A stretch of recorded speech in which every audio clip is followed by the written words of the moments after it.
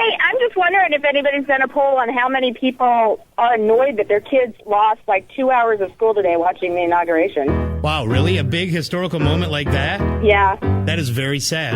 I'm curious how many are, because I'm hearing from parents, it's like, oh my God. You know, I would like my kid to watch that. I don't know. I think after losing 2 days last week, I might agree with some of them, but I'm just curious. Interesting. Now I'm curious. A big historic day for America and humankind almost. In a place where not even half a century ago, you wouldn't even be seen in the same place as our new president. This woman said she's annoyed that her kids lost out on 2 hours of school to watch this. Your thoughts? This is going to be interesting. I'm a teacher, and I would first off like to say that if any schools are like our school, we covered the election when it was happening, and most of the classes studied the elections. And this is just kind of like a learning tool that kind of topped it off. The kids were able to see the results of all the work that they did. So I don't really agree that it is actually losing learning.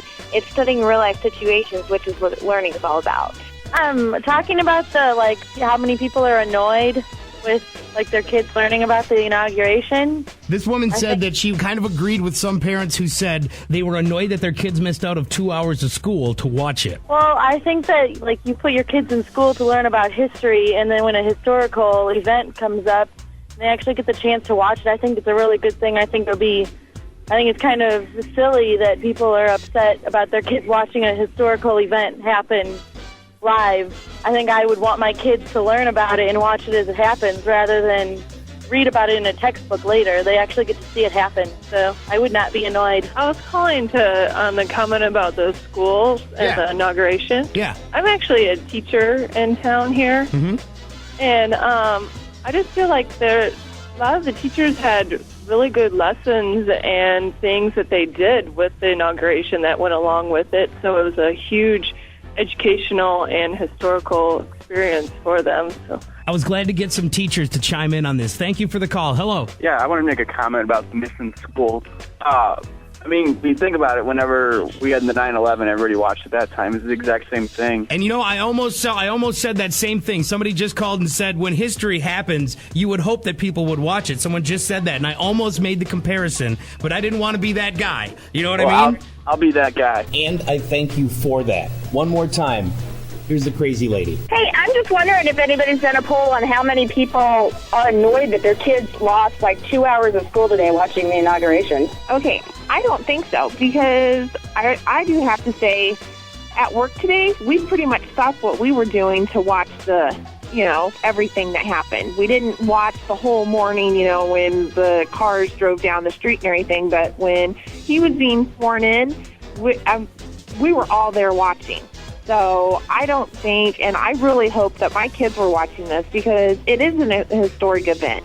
I mean, I remember when I was in 6th grade watching the space shuttle when, that tragic event happened. Yeah, the Challenger exploded. I talked about that with one of the teachers that called in earlier. That's one of those historic events that you remember. I remember sitting on the floor of my living room on 1006 Congress in Saginaw, Michigan, eating a frozen pizza and going, Mom! Yeah, I remember that.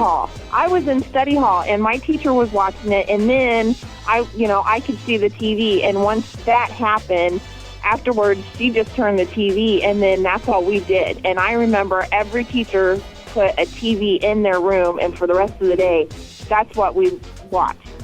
And like they said earlier with the 9/11, well, that was something historic. I mean, this is our first black president. Who knows when this will happen again? And I'm just glad that my kids are going to, were born and can remember that. I remember when he was sworn in. I wanted to call in and comment. Yes, I'm a teacher at Normal West High School. I actually teach social studies there. Okay.